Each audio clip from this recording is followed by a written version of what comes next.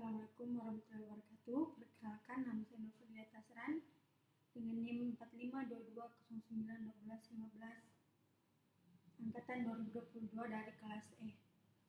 Di sini saya akan menjelaskan materi tentang populasi dan sampel serta macam-macam penelitian kuantitatif, korelasional, dan eksperimen dengan dosen pengampu Bapak Syahrul Amin.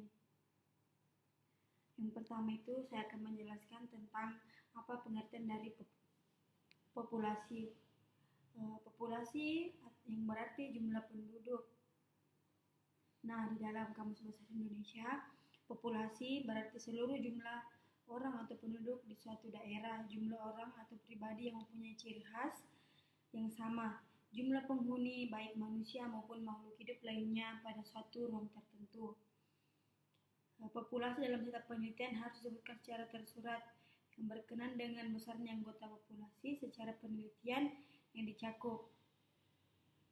Populasi merupakan suatu univers, yakni wilayah generalisasi yang terdiri atas subjek atau objek yang mempunyai kuantitas dan karakteristik tertentu yang ditetapkan oleh peneliti untuk dipelajari dan kemudian ditarik kesimpulannya. Populasi tidak hanya berupa orang tetapi juga berupa benda yang lainnya. Populasi berasal dari bahasa Inggris atau population yang berarti jumlah penduduk. Ridwan mengatakan bahwa populasi adalah keseluruhan dari karakteristik atau unit hasil pengukuran menjadi objek penelitian. Nah, sedangkan menurut Margono, populasi adalah seluruh data yang menjadi perhatian kita dalam suatu ruang lingkup dan ruang waktu yang kita tentukan. Nah, di sini ada beberapa jenis populasi dapat dilihat dari penentuan sumber data. Pertama yaitu populasi terbatas, yang dimana populasi yang memiliki sumber yang jelas batas-batasnya secara kuantitatif. Kedua, populasi tak terhingga, yaitu populasi yang memiliki sumber data yang tidak dapat ditentukan batas-batasnya secara kuantitatif. Dan juga di sini dilihat dari kompleksitas objek atau sifat populasi, maka populasi juga dibedakan menjadi dua, yaitu populasi homogen, yang dimana keseluruhan individu yang menjadi anggota populasi memiliki sifat yang relatif sama satu sama yang lainnya.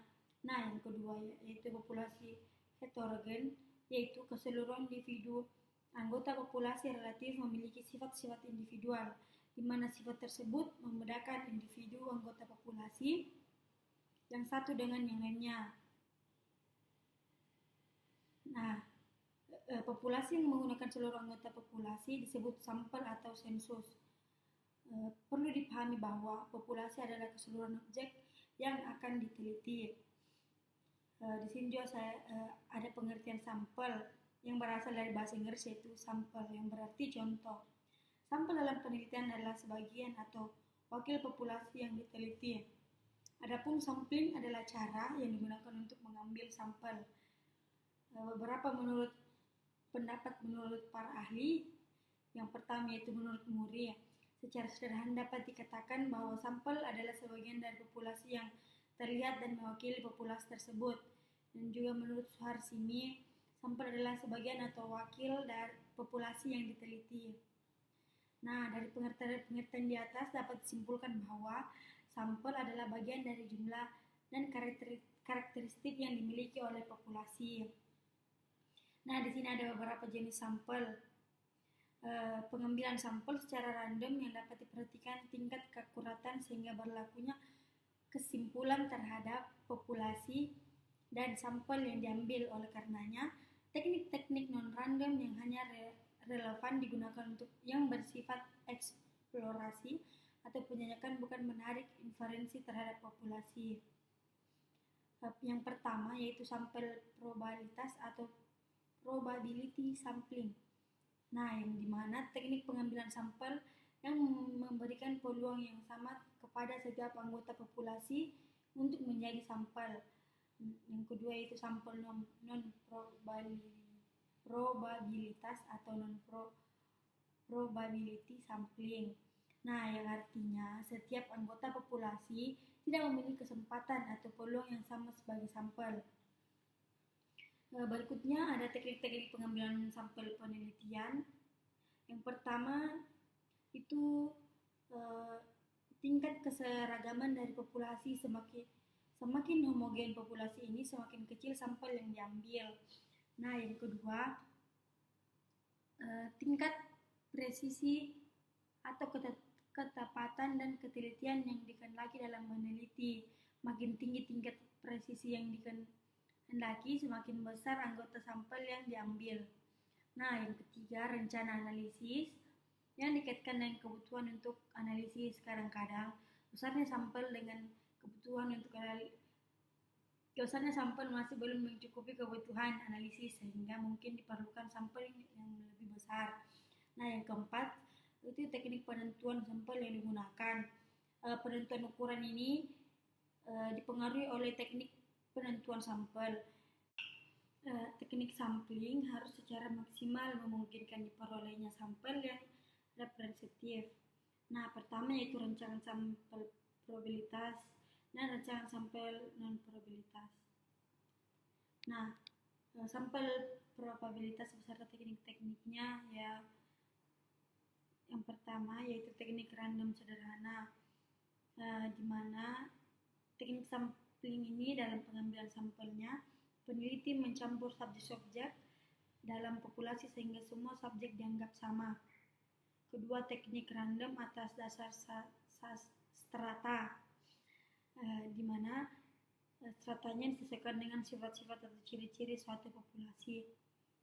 Ketiga, teknik random bertahap atas dasar strata, di mana stratanya disesuaikan dengan sifat-sifat atau ciri-ciri suatu populasi dan pemilihan sampel dilakukan secara bertahap. Nah, yang terakhir, teknik random atas dasar himpunan. Kedua, sampel non-probabilitas beserta teknik-tekniknya. Pertama itu teknik pengambilan sampel purposif, yang dimana dilakukan dengan cara mengambil subjek bukan didasarkan atas strata random atau daerah, tetapi didasarkan atas adanya tujuan tertentu. Teknik pengambilan sampel aksidental. Yang ketiga, teknik pengambilan sampel kuota. Yang keempat, sampling sistematis, di mana sampel sistematis ini dimaksudkan peneliti memilih sampel dari suatu daftar menurut urutan tertentu. Yang kelima, sampling jenuh atau padat. Dan yang terakhir yaitu snowball sampling. Nah, di sini juga saya akan menjelaskan tentang penelitian korelasional. Kata korelasional berasal dari sebuah kata dalam bahasa Inggris correlation dan menjadi korelasional. Artinya saling berhubungan atau hubungan timbal balik. Sebuah correlation atau korelasi adalah suatu uji statistik untuk menentukan tendensi atau pola pikir dua variabel atau lebih atau dua set data yang bervarian secara konsisten. Hubungan antara dua variabel atau lebih. Hubungan antara dua variabel dikenal dengan istilah bivariate correlation, sedangkan hubungan antara lebih dari dua variabel dikenal dengan istilah multivariate correlation. Penelitian korelasi atau korelasional adalah suatu penelitian untuk mengetahui hubungan atau tingkat hubungan antara dua variabel atau lebih tanpa ada upaya untuk mempengaruhi variabel tersebut sehingga tidak dapat memanipulasi variabel. Menurut Richard Platt dan Weber memberikan definisi korelasi sebagai suatu ukuran kekuatan hubungan antara dua kumpulan data. Sedangkan menurut Sudaryono, penelitian korelasi tipe penelitian dengan karakteristik masalah berupa hubungan korelasional antara dua variabel atau lebih. Penelitian korelasi menurut Emsir merupakan salah satu bagian penelitian ex post facto karena biasanya peneliti tidak memanipulasi keadaan variabel yang ada dan langsung mencari kebenaran lingkungan dan tingkat hubungan variabel yang direfleksikan dalam koefisien korelasi. Proses dasar penelitian korelasional antara lain yaitu pemilihan masalah, sampel dan pemilihan instrumen, desain dan prosedur, analisis data dan interpretasi. Nah, selanjutnya yaitu ragam penelitian korelasional. Yang pertama yaitu studi hubungan. Analisis korelasional terdiri atas dua macam, yaitu korelasi positif yang dimana hubungan antara dua variabel yang mana jika variabel bebas meningkat, variabel terkait juga meningkat ataupun sebaliknya. Selanjutnya itu korelasi negatif yang dimana hubungan antara dua variabel yang mana jika variabel bebas meningkat, variabel terikat juga menurun ataupun sebaliknya. Kedua yaitu studi prediksi atau perkiraan. Ketiga, korelasi majemuk. Selanjutnya itu desain penelitian korelasional. Langkah-langkah tersebut dapat diuraikan antara lain penentuan masalah, peninjauan masalah, studi kepustakaan, rancangan peneliti atau metodologi penelitian, pengumpulan data, analisis data, dan kesimpulan. Selanjutnya yaitu penelitian eksperimen. Wiersma mendefinisikan bahwa eksperimen sebagai suatu situasi penelitian yang sekurang-kurangnya satu variabel bebas yang disebut dengan variabel eksperimental. Sementara itu menurut Davis, penelitian eksperimental didasarkan pada asumsi bahwa dunia kerja menurut hukum-hukum kausal. Hukum-hukum ini esensinya adalah linear, meskipun bersifat komplikasi dan interfaktif. Tujuan penelitian eksperimental adalah menetapkan hukum sebab akibat dengan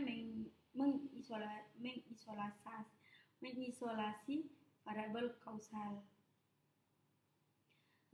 Menurut Suharsimi Arikunto mengatakan penelitian eksperimen merupakan penelitian yang dimaksudkan untuk mengetahui ada tidaknya akibat dari sesuatu yang dikenakan oleh subjek yang diteliti. Berdasarkan definisi tersebut dapat disimpulkan bahwa prinsip dari penelitian eksperimen adalah bagaimana mencari akibat dari suatu masalah yang diteliti. Nah, selanjutnya itu karakteristik penelitian eksperimen. Yang pertama yaitu manipulasi. Yang dimana dimaksud adalah bahwa peneliti memutuskan apa bentuk atau nilai-nilai variabel yang bebas yang diambil dan kelompok yang mana yang akan mendapat bentuk yang mana. Yang kedua yaitu pengendalian. Menurut Guy, pengendalian mengacu pada usaha-usaha pihak peneliti untuk menyingkirkan suatu variabel selain variabel bebas yang dapat mempengaruhi variabel terikat. Nah, menurut Edi Riyadi mengatakan bahwa yang harus diperhatikan peneliti adalah masalah kehadiran variabel asing atau pengganggu yang harus dikontrol secara ketat. Yang ketiga yaitu pengamatan. Untuk mengetahui apakah ada pengaruh manipulasi variabel bebas terhadap variabel terikat dalam suatu penelitian eksperimen, sehingga pengamatan itu perlu dilakukan. Nah, menurut Wina Sanjaya menyebutkan bahwa ada beberapa karakteristik yang sangat mendasar atau fundamental dalam penelitian eksperimen. Yang pertama, melaksanakan metode eksperimen.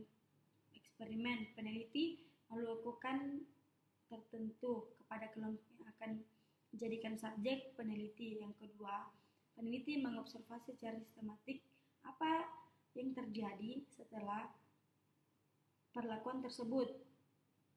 Ini yang akan kemudian disebut variabel terikat atau independen variabel. Nah, yang terakhir yaitu peneliti juga melakukan kontrol terhadap segala sesuatu yang dapat mempengaruhi hasil eksperimen.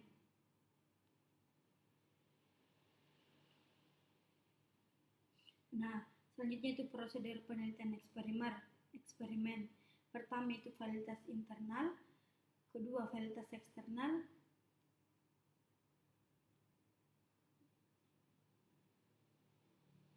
selanjutnya yaitu desain penelitian eksperimen. Pertama itu pre-eksperimental design, kedua true eksperimental design, ketiga faktorial design, dan yang keempat, yang terakhir, quasi eksperimental design. Sekian dari apa yang saya jelaskan, kurang lebihnya mohon dimaafkan. Assalamualaikum warahmatullahi wabarakatuh.